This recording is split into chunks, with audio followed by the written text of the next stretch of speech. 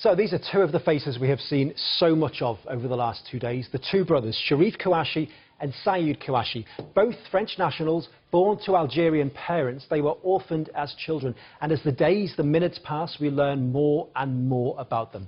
Let's start with Sharif. He is the youngest, 32 years old. This was him 10 years ago, an aspiring rapper with a record, a criminal one, for selling drugs and for theft. But increasingly, he appears to have become radicalized. He met a man called Farid Benyetou, who he claimed taught him about suicide bombers and martyrdom. Benyetou spent time in jail, convicted of recruiting young men to go and fight abroad. Now, Sharif Kouachi ended up on trial himself after missing a flight to the Middle East. He said he'd never wanted to go, but he couldn't back out and was described in court as a reluctant holy warrior.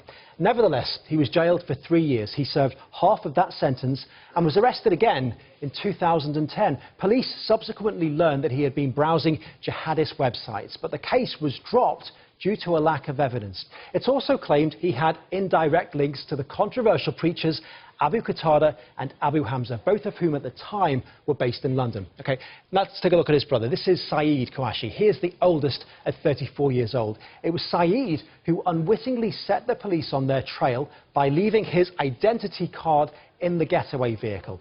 Now, what's interesting here is he has been formally named by the police as the main attacker in Wednesday's murders. But the authorities say in the past he was always only ever on the periphery of his younger brother's illegal activities.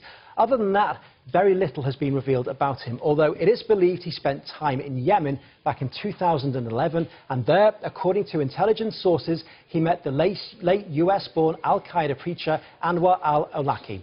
Now, clearly, the authorities knew who these two men were. Sharif, in particular, had that history with the police. And the US knew about them, too. They were on not one, but two highly classified security databases, one of which was a specific no-fly list. Even in France, the authorities had them under surveillance at one point. In fact, this direct quote from the Prime Minister: "Those individuals were undoubtedly followed."